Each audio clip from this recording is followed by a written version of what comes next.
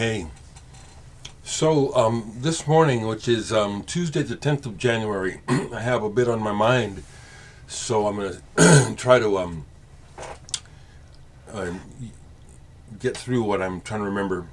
I'll start with the easy thing. So Peter Gabriel has a new song out, Panopticon. New album coming out, first one in 20 years. Peter Gabriel is someone that I like quite a bit, and when I was much younger, he was kind of a hero to me. What do I think of the new song? It's okay. His voice sounds great. The general way the song moves, it sounds like something he's written before. It appears to me, looking at all the information online coming from Peter Gabriel and his people, is that the words are pretty important to him, what he's trying to put across, which to me, in a way, is the idea of panopticon as opposed to panopticon, like in a prison. The idea that everybody else can see, the truth and then share it. Well, we're living in a world where this is already possible, but it's definitely not happening. So, thought I'd give those thoughts. Do I hope there's a better song on the new album? I do. I hope there's something. But at the same time, I look at Peter's age. I look at what I can see of his life, and it's like I can see where his focus is not on being a musical pioneer or being musically daring anymore. He became a dad again. I think he's got a young son in college now, whereas the other kids are grown and have been on the road with him, performing with him and stuff. So it's not very exciting, but being a longtime fan, when the physical project comes out, I do plan to get a copy, but it's just an okay song. However, I will make this comment that it's just a shame how immature a lot of people are in the Peter Gabriel fan group on Facebook. It's just really sad to see people actually trolling the group. And people, because I make music, I feel I'm qualified to say this. Armchair generals who have these opinions about what other artists are doing and not doing, regarding quality, it's like, my thought is, well, do you really think you could do better? And do you really think you understand the artistic process plus what might be happening with this human being? I think not. Especially by your crass words, where people are so caught up in their own little head where they think they're being funny, and they don't realize, to maybe some other people, they might be looking pretty stupid. Another comment about people: the level of immaturity of the average adult is sickening. So let me go to another musical thing, because I do want to talk about something sort of musical but personal, sort of, but human, not necessarily human. Well, it touches personal, but I'm going to talk about this a little bit, but I'm going to come back to it because it's not released yet. But I got my copy of the new Manna Mirage album, Autobiographie. And let me get this right quick.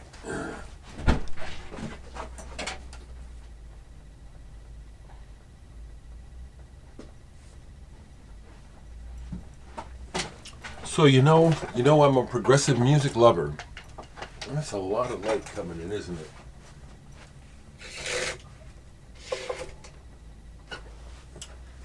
It's the morning, so the light's coming in from the east. My house faces east. So recently we've been talking, speaking like a collective brain about music, we've been talking about the Muffins lately because they had this wonderful boxed set come out last year, which made my year's best list. The Muffins, band that started in the 70s, East Coast, doing the progressive rock Canterbury thing, and to great effect. I was a fan when it happened, when I discovered them, back in the 70s. I became a fan, bought the records. That's Dave Newhouse on the saxophone there. Manna Mirage is the project that Dave Newhouse put together after Muffins were over. The Muffins' first album, which I think is really an excellent album, was called Manna Mirage. So we called his continuation of the music Manna Mirage. This is the brand new release that will be out on February 3rd. I got my copy yesterday in the mail. I'm so happy to be a part of this. I play bass on one track. There's 4 Manna Mirage releases out. I'm on 3 of them. It means a lot to me. It's a bucket list thing to me to be playing with musicians who I have been listening to, and as a fan, I was a fanboy first, and now I'm one of them. Okay, see, that's the significance of it on a personal level. It's very fulfilling because Dave is very good, and he's still getting better.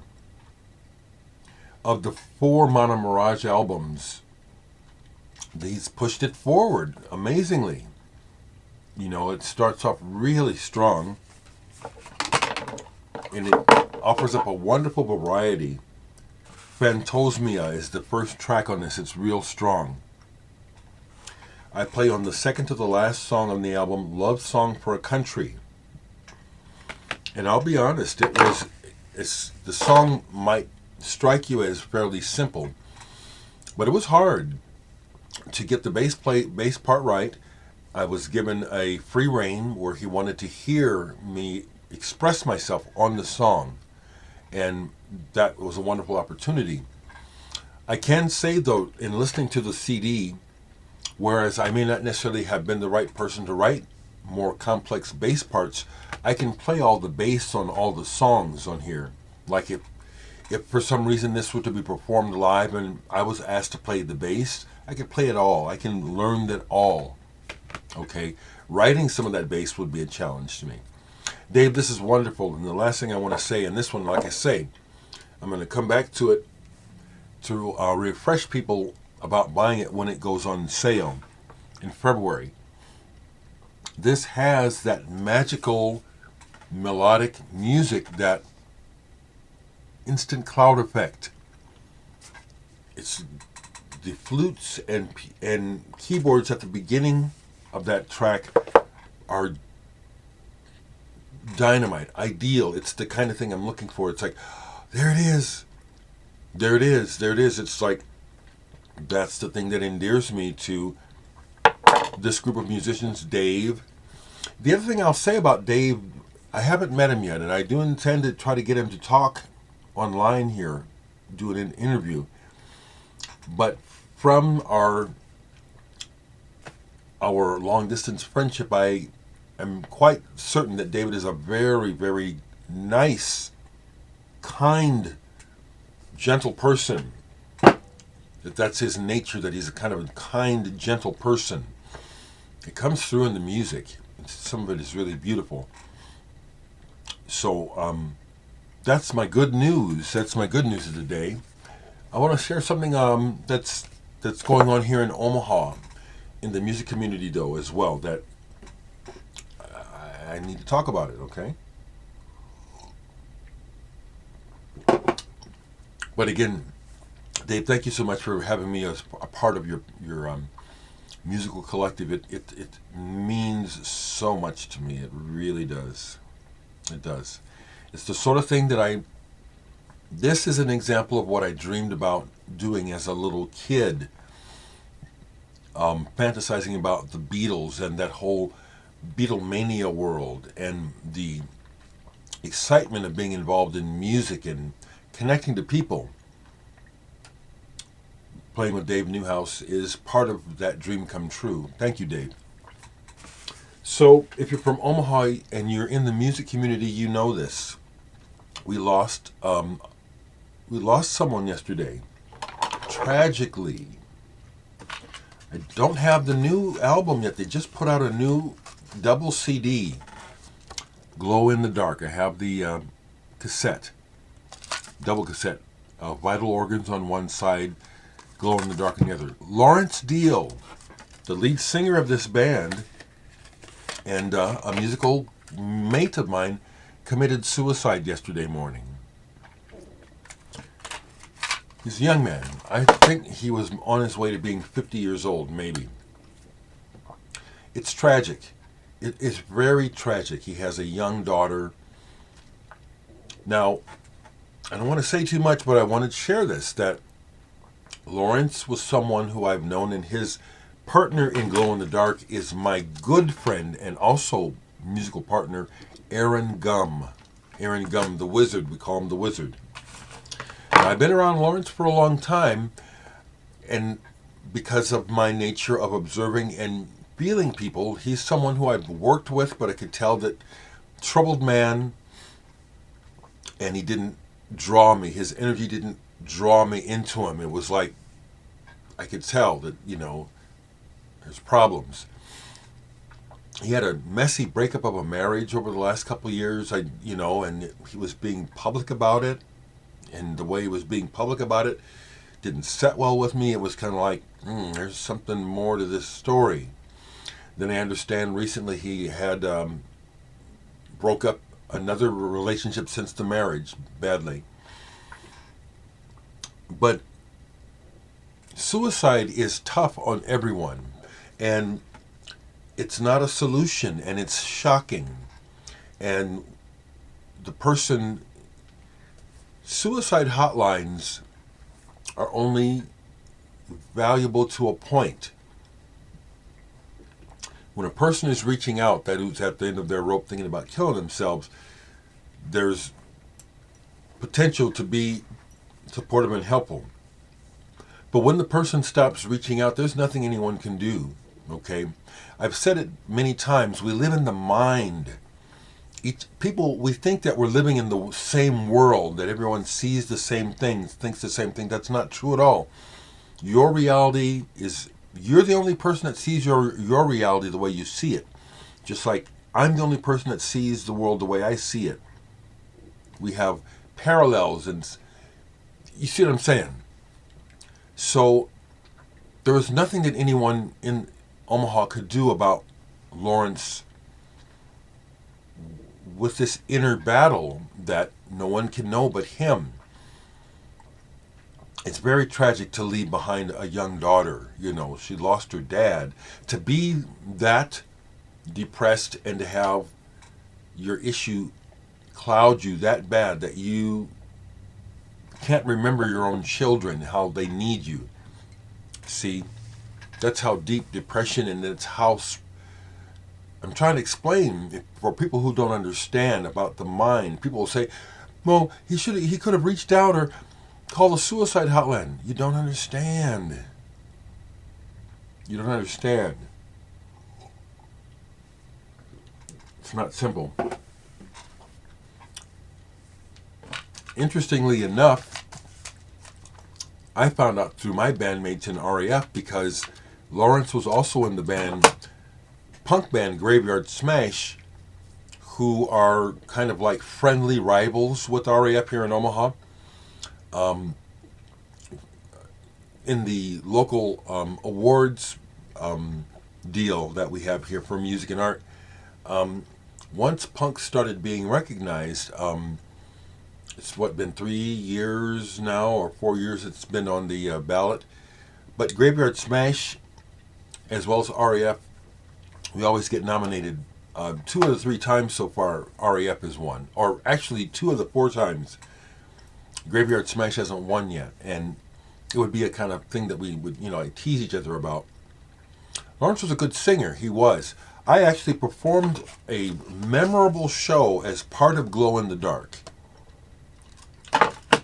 Corey Feldman, the actor, the infamous child actor who went public about all the molestation he dealt with in Hollywood. Corey Feldman and his Angels played in Omaha, and Glow in the Dark was the opening band. Glow in the Dark was just starting, so Aaron didn't have all his technical stuff worked out, so he needed an assistant. So I wasn't on stage with them, but I was the tech guy on the side of the stage with lights and some images stuff that I was running. And Lawrence was the singer, so we got to perform together. That was an interesting night because Corey Feldman noticed me. You know, I'm just doing my thing, but I have a presence, people. I do have presence and charisma. And at one point, he comes up to me and says, "So who are you?" I love that. Had a quick little conversation about him, but it was the way that he approached me. It's like you could tell. And this is just how he looked. "So who are you?" I'm just in the opening band, but you know, I'm somebody. I got, you know, yeah, you can tell I'm somebody. You ought to know. You would probably do well to have a friend like me, someone that would be genuine with you. Anyway, rest in peace, Lawrence. Stephanie and Karim, you never met him. Like I said, he was someone that was part of the scene here. But that's being processed. And it's hard on people. It's shocking. Suicide is tough. And like I said, it's not on us. People can be selfish about, oh, if he had just, it ain't about you. And that's the problem with a lot of people who want to help.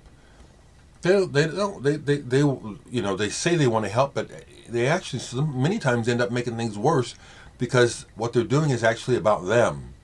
Me, what can I do? You know, that was one of the toughest, hardest, but most powerful lessons I learned working in social work, psychology, psychiatry, mental health. Learned this years ago, that you are helpful when you get out of people's way and realize that it's not about you. And all the way up until I got out of the mental health business in 2013, I was working with a lot of people who hadn't learned that lesson yet, who were fucking people's lives up. So sure that they're helping, and they're not helping at all. Well, that's a mouthful. Not very much music, but a lot to talk about, huh? I'll show you one thing. Last night I was getting into some Sakamoto. Oh, and also, okay, I'll go for it because it's just time. The music that got played last night was Scott Walker's. It was his birthday yesterday. However old he would be had he been alive. Climate of Hunter. This man was quite the artist and followed his own trajectory. This is the kind of artist that I'm interested in, where they have this big talent and they do not care about the commercial market. They're making art. This is a brilliant album with great musicians. Evan Parker, the free jazz saxophonist, is even on here. Mark Knopfler of Dire Straits is on there. Brilliant man. I also played all of side one of the Walker Brothers Night Flights. This is a hard album to find. And side two of this is really shit to me. But side one, it has some brilliant moments. In particular, the title track, Night Flights. Scott Walker, the Walker Brothers.